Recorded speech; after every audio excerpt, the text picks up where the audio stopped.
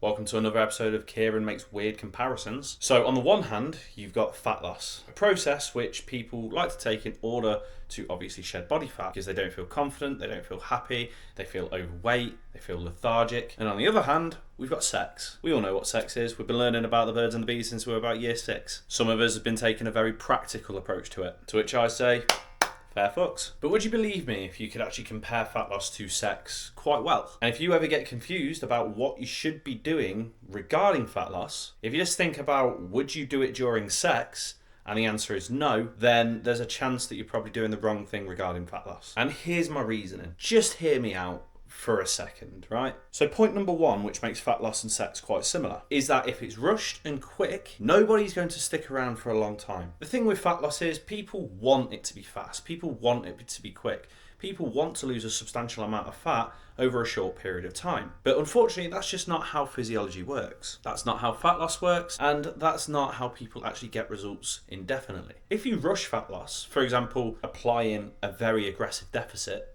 eating jack shite all day, and trying to run yourself into the ground doing an hour of cardio 7 days a week, sure, you'll lose quite a lot of fat in a short amount of time, but there's a very, very high probability that you will not be able to sustain that. And in a few months' time, you'll probably give up because it's too hard to stick to, ultimately resulting in you regressing and putting back on all the fat that you've initially lost. So try not to make it quick, try and make it last a long enough period of time in order to sustain the results. Remember, going at it like a jackhammer isn't the way to make it pleasurable. And that, as we all know, is a little bit like sex. Just because it's quick, just because it's fast, doesn't necessarily mean that it's great. Number 2, you need to enjoy it. At the end of the day, if you do not enjoy your fat loss journey to some extent, you are only going to be miserable throughout. Now, taking parts from the first point, we both now should know that fat loss is a long process. It shouldn't happen overnight, and it should take weeks, sometimes even months, sometimes even a year to achieve your desired outcome. So let's say you try this fat loss journey for a year, but you don't enjoy any part of it. You're going to be miserable on the journey to achieve your desired outcome. And let's be honest, the reason as to why you've started your fat loss journey in the first place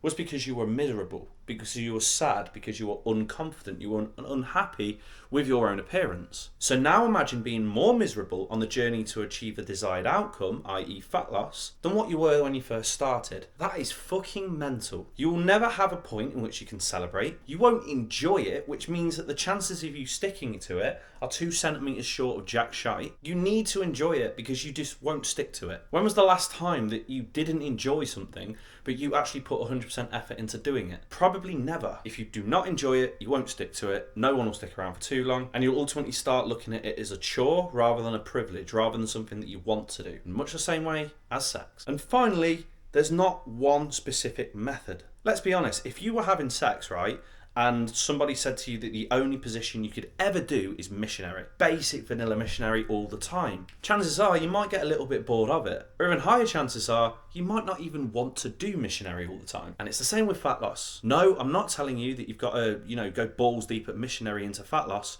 But what I am saying is this: you need to be creating a calorie deficit. That part is certain. But the method in which you take to achieve calorie deficit is completely down to you, and it's what works well with you. Just because somebody else does a certain thing and it works for them doesn't mean that it's necessarily going to work for you. Somebody else might love missionary. You might fucking despise it. You need to be doing something which works for you, not something that you notice works for somebody else and that you're trying to do something similar. Do something that works for you, and obviously you'll start to get the results. Make sure that it's enjoyable and you'll actually stick with it for a long enough period of time to actually see these results happen, and be in it for the long game. Don't try and make it quick and over with as soon as you can, because that's just not going to happen. And as I said, nobody is really going to stick around. I hope that makes sense, and I hope that helps. And if you did like this video, feel free to give it a like. Comment below if you got any questions. I'd be more than happy to answer. And if you want to catch the next one, make sure that you subscribe to me. Peace.